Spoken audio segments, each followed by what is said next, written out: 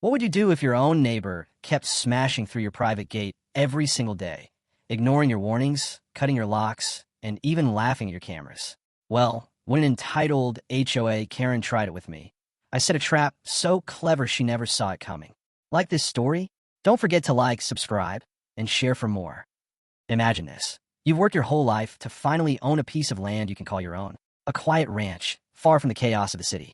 Every morning you step outside, you breathe in the fresh country air. You hear nothing but birds singing, the soft rustle of trees, and the gentle snorts of your horses. It was my safe haven, my pride, and my dream come true. But dreams have a funny way of turning into nightmares, and mine came in the form of one single person. Her name? Karen. Now, this wasn't just any Karen. This was an HOA Karen. The kind of person who believed that because she had a title in the homeowners association, she ruled over everyone and everything in the neighborhood. The kind of person who never asked permission, because in her mind, she didn't need to. And soon enough, she decided my land was hers to use as she pleased.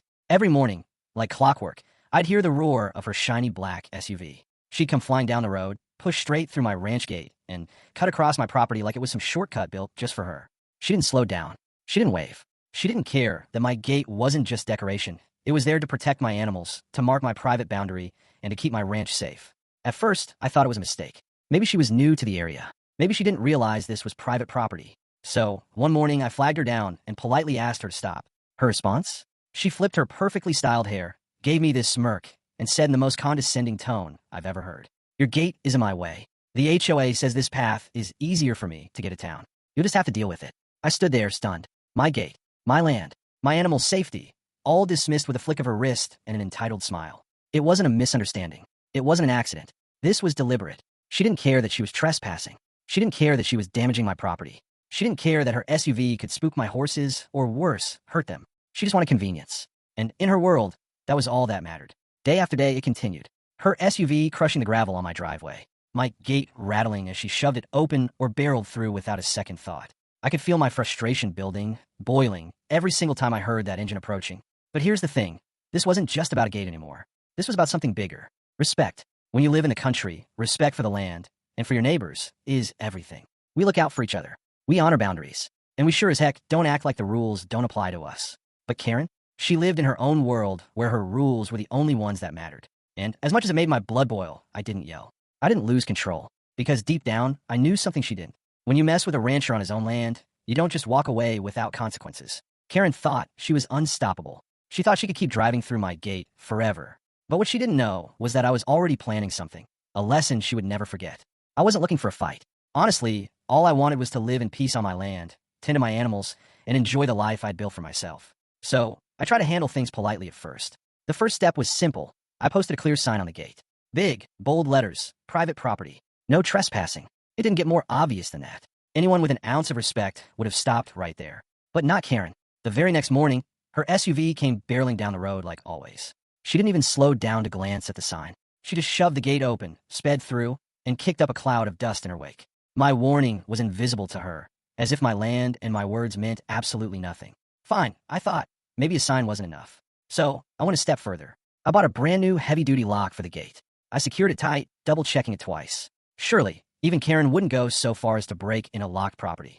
I was wrong. The next time I came back to the ranch, the lock was gone, cut clean through. The broken metal lay in the dirt like an insult. Karen had literally taken bolt cutters to my gate.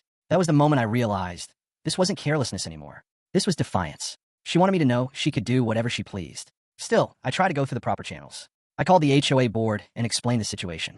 I hoped maybe someone else would reason with her. But of course, Karen was the HOA board. She twisted every word I said, turning it back on me. "You're blocking community access," she claimed. "Your gate is illegal," she added. Illegal? My own gate on my own land? It was laughable, but she wasn't joking.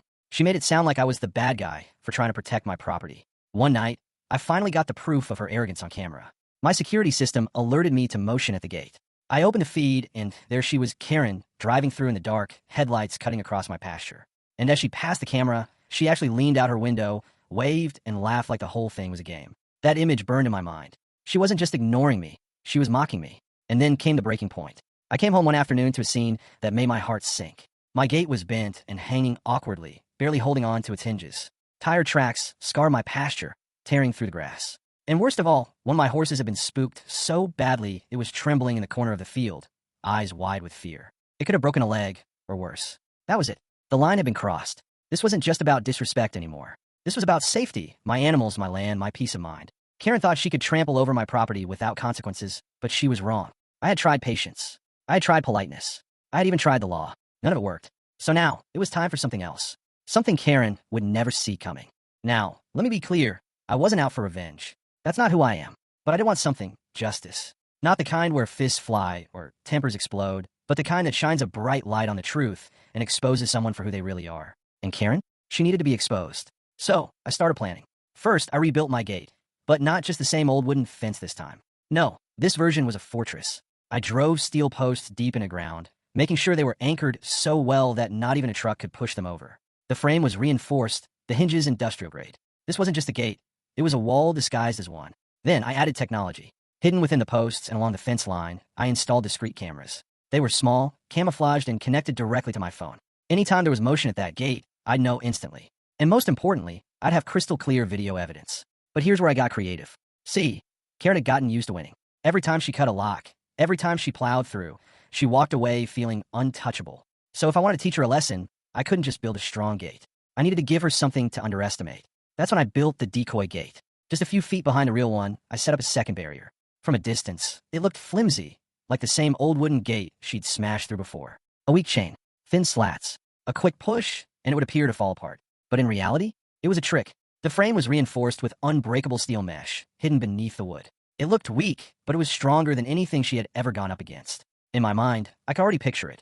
Karen speeding down the road, SUV engine roaring, a smug smile on her face as she saw what she thought was another easy obstacle. She wouldn't even think twice. She'd hit it full force. And sure enough, I didn't have to wait long. Just a few days later, my phone buzzed with a notification. Motion detected at front gate. I opened the live feed, and there she was, Karen. Same shiny SUV. Same arrogant determination. She didn't hesitate. She didn't slow down. If anything, she sped up like she was daring the gate to stop her. And then, BAM. The sound was so loud, it echoed across the land, sending birds scattering from the trees. Her SUV's front bumper crumpled like a soda can, metal twisting under the force of impact. The flimsy gate? It didn't budge. Not even a scratch. For the first time, Karen's unstoppable force had met an immovable object. The camera caught everything. Her door flew open, and she stumbled out, red-faced, clutching her phone. She screamed about lawsuits, about how I was going to regret this, calling me every name in the book. But here's the difference this time. I wasn't standing there defenseless. I wasn't begging her to stop. I had the evidence. Every second of her reckless stunt was recorded, saved, and ready to be shown to anyone who needed to see the truth. For the first time, Karen wasn't in control anymore. It didn't take long for the police to arrive. When they pulled up, the first thing they saw was Karen's SUV sitting there with its bumper crushed and steam hissing from under the hood. She was pacing back and forth, waving her arms, and yelling about how I had set her up. The officers calmly asked for both sides of the story. Karen jumped in immediately, talking over everyone, painting herself as the victim. According to her, I had built an illegal barrier that endangered her life. She even claimed the HOA had given her permission to use my land as a shortcut, as if my ranch were nothing more than community property. But I stayed quiet until she was finished. Then, without a word, I pulled out my phone and showed the officers the footage. Every single trespass, every broken lock, every time she drove across my land without permission. Even that one night where she looked straight into the camera, laughed, and waved like it was all a big joke. And finally, the moment she hit my reinforced gate at full speed, proving once and for all that this wasn't an accident, it was arrogance. The officers' expressions changed immediately. They went from neutral to dead serious. They asked Karen to point out exactly where, in the HOA agreement, it said she had the right to use my property. She froze. Her mouth opened, but no words came out. For the first time, the confidence drained right out of her. In the end, the decision was clear. Karen was cited for property damage, trespassing, and reckless driving. Her SUV was towed away right in front of her, a humiliating sight she clearly hadn't expected. But the fallout didn't stop there. Word spread quickly. When the HOA board got wind of the incident and saw the footage themselves, they had no choice but to remove Karen from her position. She had embarrassed them, dragged their name into scandal, and proven herself unfit to represent anyone in the community. The same people who once looked at her as an authority figure now whispered behind her back, shaking their heads at her downfall. And me? For the first time in months, I had peace again. My land was respected. My horses were safe. My gate stood tall, stronger than ever, not just as a barrier, but as a reminder. A reminder that sometimes you don't need to yell, fight, or get revenge. Sometimes, all it takes is being smarter than the person causing you trouble. As for Karen, well, I still see her every now and then. Whenever I drive past her house, her once pristine SUV sits parked in the driveway. And you know what? The front bumper is still dented. She could fix it, of course, but she hasn't. Maybe it's pride, maybe it's shame, but to me it looks like a scar. A scar from the day she tried to bulldoze her way through my life and ended up learning a painful lesson instead. And that's how I finally got my peace back. If you enjoyed this story, make sure to hit that like button, subscribe to the channel, and turn on the bell so you don't miss the next one. Thanks for watching.